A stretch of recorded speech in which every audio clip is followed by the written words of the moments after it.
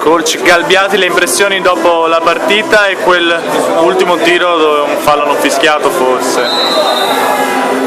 No, ho deciso che non parlo degli arbitraggi, quindi evito su quello. Poi è un peccato, la Pallacanestro è bella e brutta allo stesso tempo per questa. Chi ha visto la partita da fuori sicuramente si è divertito, eravamo morti all'inizio, quarto eravamo sotto di 12, sembravamo non averne, invece i ragazzi sono stati super, li abbiamo anche sorpassati, poi loro sono stati bravissimi in lunetta, sono stati bravissimi sugli episodi, noi fortunati a mandare alla supplementare. Poi forse non meritavamo finire così, ma è il bello della pallacanestro. Un giudizio sul torneo, come si sono comportati questi ragazzi?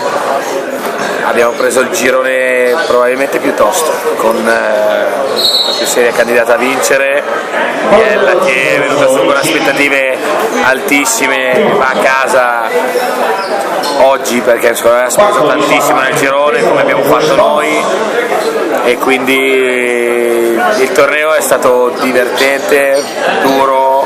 E un giudizio sui singoli, sui tuoi guerrieri? I guerrieri fino a questo, io faccio i complimenti ai ragazzi, molti di questi finiscono il percorso giovanile, vanno a casa con una mazzata come è stato questo tiro da 3 punti, però devono essere orgogliosi di quello che hanno fatto, perché è stato un anno, sono stati anni dove hanno lavorato molto, forse hanno raccolto troppo poco rispetto a quello che meritavano, però sono eccezionali. Quest'anno è stato un anno dove quello che era il caporedattore ha avuto un incidente in macchina a gennaio, abbiamo dovuto stravolgere tante cose, abbiamo perso un paio di giocatori, nonostante tutto non hanno mollato mai, abbiamo fatto allenamento ogni domenica mattina dell'anno, sono ragazzi speciali, cioè onestamente mi spiace che sia finita così perché sono ragazzi speciali. Grazie.